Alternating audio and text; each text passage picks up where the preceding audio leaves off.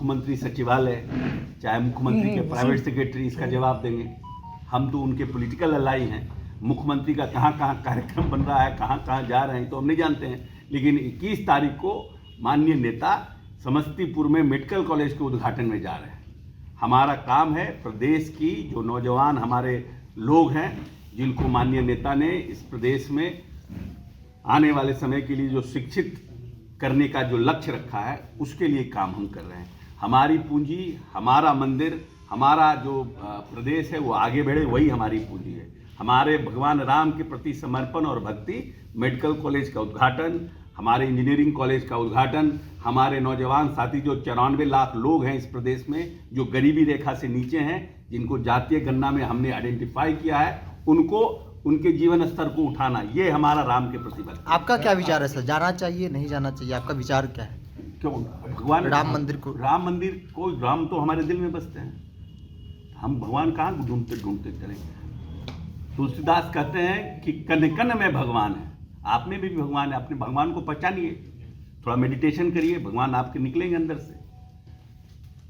सुर और असुर हर व्यक्ति के अंदर होता है। तो ब्रांडिंग हो रहा है ना, ठीक है, ये भी अच्छी बात है, कोई बात नहीं है। हर मंदिर में एक छोटे से हनुमान जी का भी स्थापना होता है तो उस जगह हर्षोल्लास होता है। लोग पूरा झाल मदिरा लगाते हैं, हनुमान चालीसा का पाठ करते हैं, अखंड कीर्तन होता है, हर जगह होता है। लेकिन क्या इस देश में सिर्फ अखंड कीर्तन और भगवान राम के मंदिर बन जाने से देश का कल्याण हो जाएगा? कि जो बेरोजगारी जो इतनी बड़ी है संख्या बेरोजगारों की, उसको कैसे हम एड्रेस कर पाएंगे? ये भी एक सवाल है ना। भगवान राम का मंदिर का निर्माण अच्छी बात है, उससे हम इनकार नहीं करते, लेकिन बेरोजगारी एक बड़ा मुद्दा है, महंगाई एक बड़ा मुद्दा है। इन दोनों को भी एड्रेस करना पड़ेगा भगवान राम के साथ साथ, तब जाके इस देश में हर्षोल्लास होगा। सिर्फ एक आप पैमाने को देखकर उसकी आप ब्रांडिंग करिएगा तो दूसरा जो पैमाना बेरोजगारी और महंगाई का है उसको भी एड्रेस करना पड़ेगा आने वाले समय में, तब जाकर भगवान राम के प्रति और उत्साह और उल्लास बढ़ेगा। इस भूखे पेट भजन न हो गोपाला, गोपाला भगवान राम को ही कहते हैं। अमित शाह जी ने कहा है कि पुराने सहयोगियों को लेकर अगर कोई प्रस्ताव आता है तो हम लोग विचार करेंगे। हमसे आप पूछिएगा तो क्या कहेंगे? हम भी यही कहेंगे। ये तो बहुत स्क्रिप्टेड बयान है, इसमें नया क्या है? पॉलिटिक्स में इसमें नया क्या है? नहीं, पहले बोलते रहे हैं कि दरवाजा बंद है, इसीलिए अब नया बयान। कभी नहीं बोले दरवाजा बंद है। अमित शाह जी ने कभी नहीं कहा है कि दरवाजा, वो तो हमेशा बोलते हैं कोई प्रस्ताव आएगा तो प्रस्ताव देगा कोई तब ना। हम लोग तो प्रस्ताव दिए नहीं है। प्रस्ताव कोई भी व्यक्ति से पूछेगा तो यही कहेगा कि प्रस्ताव आएगा तो हम विचार करेंगे। फाइनल हो जाएगा, लगातार आप लोग बोल रहे हैं कि सीट फाइनल हो जाए, जल्द से जल्द लोगों सीट शेयरिंग हो जाए, लेकिन अभी तक हो नहीं पाया। हो जाएगा तो सब तीर कमान आप लोग हम ही लोग पर चलाते हैं, कुछ रोज तो चलाइए। उधर भी ढेर लोग है अलायंस में, उधर भी पूछपाछ कीजिए। एक तरफा चलाइएगा तो वो तो लगता है कि फिर एजेंडे पर आप लोग हैं। अगर उधर से भी सब प्रश्न करिए बीजेपी के स्पोक्स पर्सन से भी जाके कि भाई आप लोगों का कब हो रहा है, देर नहीं हो रहा है, तो वो लोग कुछ बोलेगा। हम ही लोग से पूछते हैं। लेकिन देरी की बात तो जेडीयू की तरफ से की जा रही थी कि देर हो रही है। हम लोग अभी भी मानते हैं देरी हो गई है, लेकिन काम खराब नहीं हुआ है। काम खराब होगा तो ना नुकसान होगा, हो जाएगा। नहीं, आप लोग कहते हैं कि जल्दी हो जाना चाहिए, लालू जी कहते हैं कि माननीय जल्दी नेता किस चीज का? हमेशा कहते हैं कि जल्द से जल्द सीटों का बंटवारा हो जाना चाहिए, जिससे कि हम फील्ड में जल्द से जल्द उतरें, हम लोगों के जो सीटें हैं वो आइडेंटिफाइड हो जाए, हमारे जो वर्कर हैं वो फील्ड में उतर जाएं, क्योंकि लड़ाई जो है कमज़ोर लड़ाई नहीं है।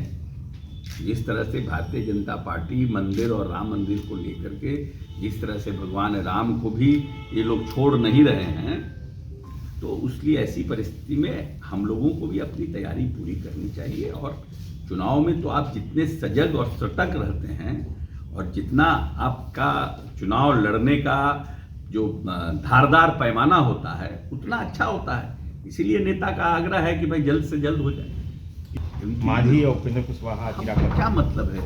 उस घर से हमारे पड़ोसी के घर में क्या हो रहा है, हम उसमें क्या ताक झाँक करने? आप जाते हैं अपने पड़ोसी के घर में ताक झाँक करने, तो हमसे क्यों एक्सपेक्ट करते हैं हम ताक झाँक करने जाए? हम अपना घर में बैठे हैं, हम अपने घर को सुदृढ़ करेंगे।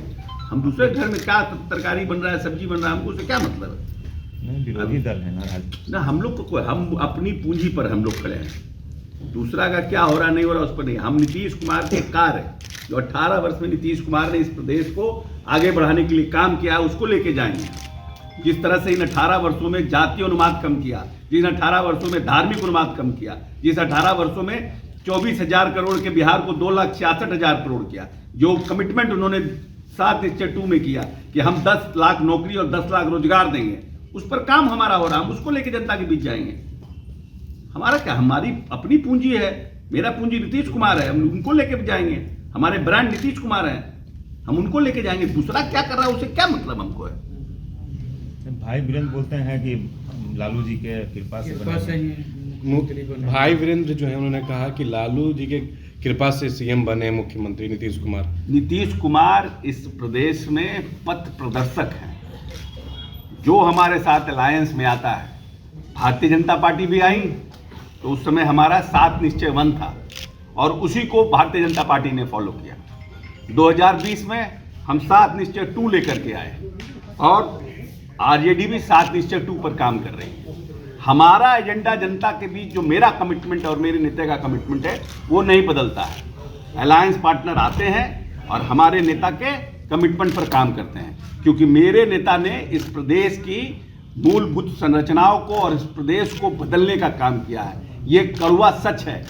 घोर से घोर विरोधी नीतीश जी का भी ये मानता है कि नीतीश जी ने बिहार में काम किया है।